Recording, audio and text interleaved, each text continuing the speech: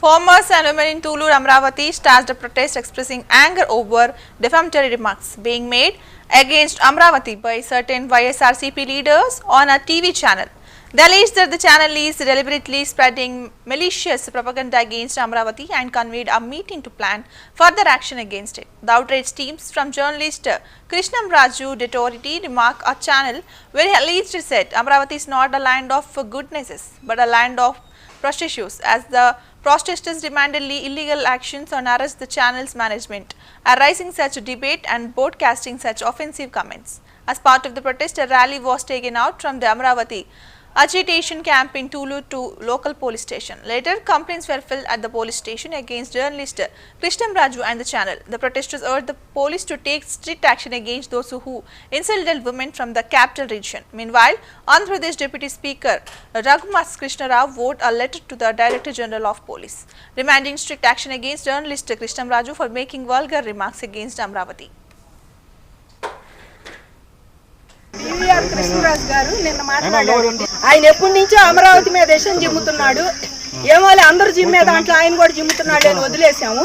కానీ నిన్న మాటలు ఎంత ఘోరంగా మాట్లాడాడండి అమరావతి రైతుల మీద. 5 ఏళ్ల నుంచి అమరావతి రైతులు ఏడిపించింది రాలేదండి మీకు. బజార్కి ఎక్కి మా వాళ్ళ ప్రాణాలు 270 మంది ఇంకా తీసుకున్నారు. బలి తీసుకుంది మీరే. కేవలం జగన్మోహన్ రెడ్డి ప్రభుత్వమే బలి తీసుకుంది.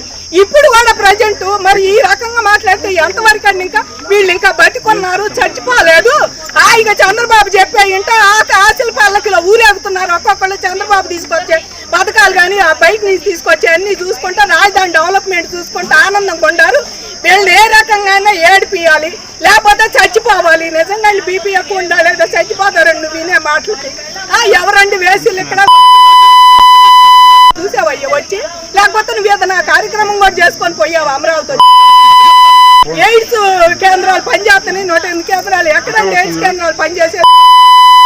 మీ ఇష్టం వచ్చినట్టు ఆడాళ్ళ మీద ట్రోల్ చేసే వర్రా రవీందర్ రెడ్డి ఏమయ్యాడో అందరికీ తెలుసండి. వాళ్ళ ఏ రకంగా ట్రోల్ చేశాడో మా మీద మేము ఉద్యమాలు చేసాడు.